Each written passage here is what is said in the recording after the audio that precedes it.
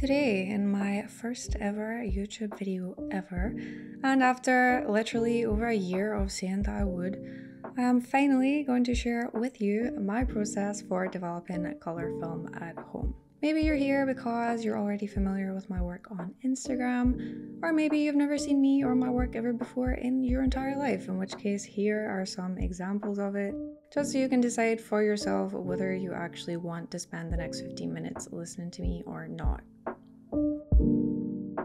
I don't necessarily want to brand this a tutorial because that puts a lot of responsibility on me. However, I do get consistently wonderful results, so this will be a detailed explanation as to how exactly I do that.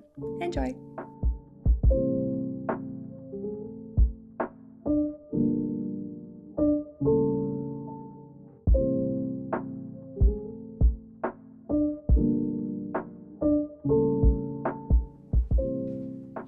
So before I begin, I gather all of my equipment, which I will list in the description, and the first thing I need is this plastic tub that I fill with water.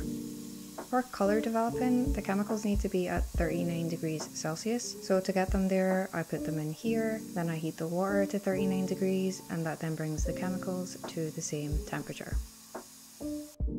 To do that, I use a sous vide, and that is not only going to heat the water to 39 degrees, but also keep it there so that the chemicals stay at the right temperature throughout the process too.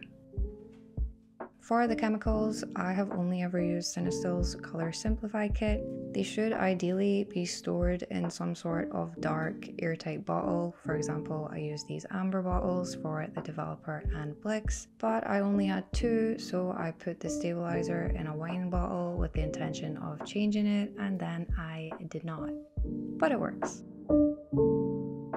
I also need some distilled water, which comes in these unnecessarily huge bottles. I am not going to need all of that. So what I do is just fill two 500ml bottles with it. This is for when I rinse the negatives and I need to use distilled water because the tap water here in Canada is really hard, and I learned that the mineral deposits in hard water will leave watermarks all over your negatives. When I lived in Scotland, where the water is soft and perfect, RIP, I was able to just use water straight from the tap. Unfortunately, hard water is a bit more tedious to work with, but I finally found a way that works for me every time, so I'll explain both methods when I get to that step. For any rinse method, the water needs to be between 24 and 40 degrees Celsius, so I just put it in the tub beside the chemicals. I use a paterson tank that fits 2 rolls of 35mm, and since I shockingly do not have a darkroom at home, I also use a paterson changing bag for loading the film. I need a pair of scissors to cut the film, and to open the canister I just use a bottle opener. To check the temperature of the chemicals, I need a thermometer. I use a jug to measure and pour the chemicals, and a funnel to get them back in the bottles afterwards. Very importantly, I need a pair of gloves so I don't die an untimely death. And finally, to time everything, I just use my phone timer.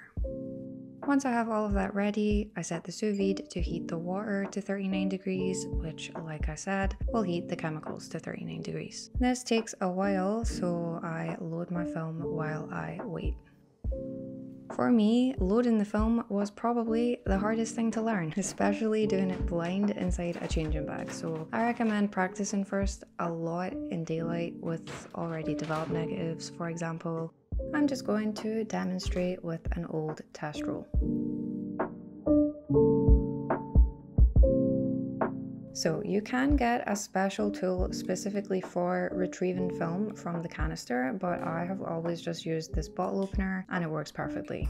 It opens on the flat side, kind of like a bottle, then it comes out through the bottom like this. Really easy.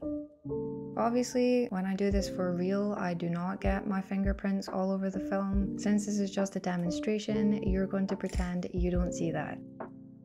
Then I need to cut off the film leader. I accidentally cut through a sprocket hole here, which I think can make loading a bit more difficult, so I just tried to cut it as straight and as smooth as possible. Now I can start actually loading the film onto the reel. So it needs to go in past these two big teeth things. There are two smaller ones on the opposite end, but the film will not pass through those. So it just slides in through here, like this. Then I need to pull it past the little silver balls just to secure it on the reel. And I can start rotating it back and forth until it reaches the end of the roll.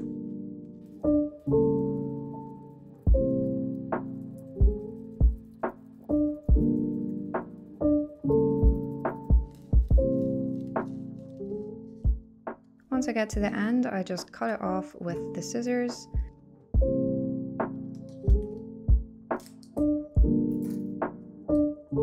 Then I can rotate the rest on. The reel goes back on the center column and everything goes into the tank. When closing the tank, it is really important to turn it until it clicks because that's what's going to seal it from the light. Now I am almost ready to start developing, but first I need to check the temperature of the developer.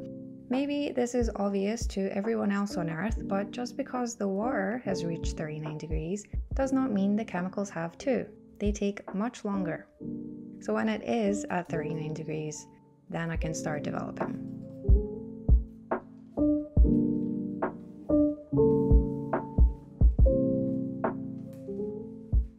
So this step takes 3.5 minutes in total with 4 inversion cycles every 30 seconds. An inversion cycle is basically just a full rotation of the tank, so 4 rotations every 30 seconds. First, I measure my developer in a jug, around 600 milliliters of it to fill the tank. Then I pour it into the tank, and when I know my film is covered, that is when I start the timer. Then for 10 seconds, I agitate with the agitator stick like this.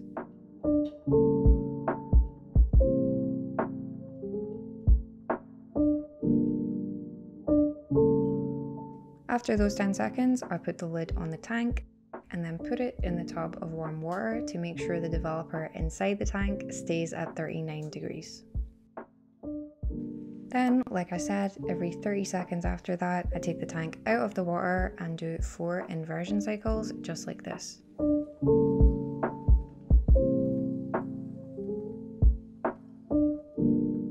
Once that's done, I tap the tank on the counter to get rid of any air bubbles and put it back in the water for another 30 seconds.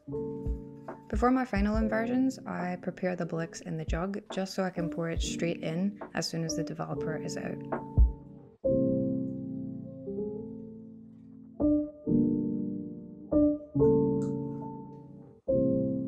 When the 3.5 minutes is almost up, I prepare the developer bottle with the funnel, and when I reach that 3.5 minutes, that is when I start pouring from the tank back into the bottle. That is literally the scariest part over, and now I can move on to the blix.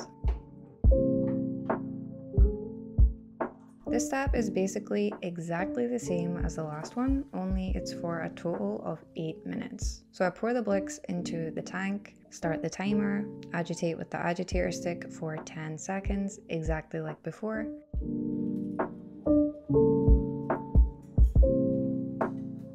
Then after those 10 seconds, I put the tank back in the water again and wait 30 seconds for the inversion cycles. Exactly like before, I do 4 inversion cycles every 30 seconds. Then I tap the tank on the counter and put it back in the water, exactly like before. Once the timer reaches 8 minutes, I pour the blix back into the bottle. And then I can move on to the rinse.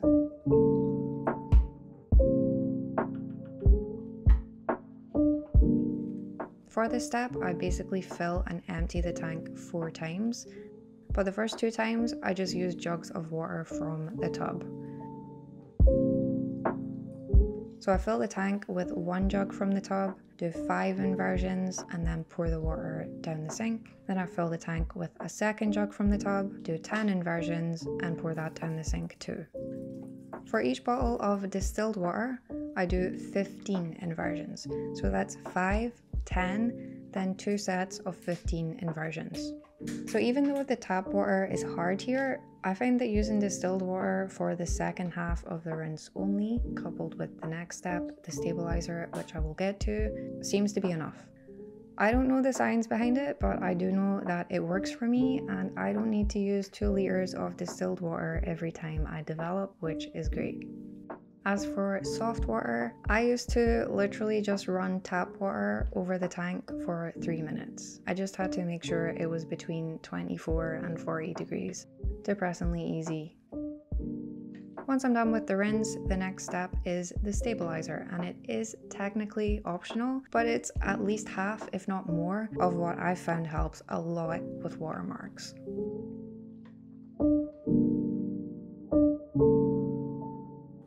This is the final step, and it takes less than a minute. So I fill the tank with the stabiliser, start the timer, agitate with the agitator stick, only this time for 15 seconds, and then anywhere between 30 and 60 seconds I can pour it back into the bottle. Like I said, this is technically optional, but it helps so much with watermarks, and it takes less than a minute, so... And that's it. Easy. All that's left is to hang them to dry.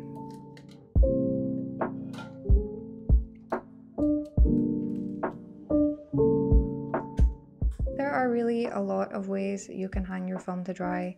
I personally handcraft hooks from paper clips, then hang them on this reel, then hang bulldog clips on the hooks, and then clip the film onto there. As long as they can hang freely with nothing touching them and in somewhere that isn't too dusty, they should be fine.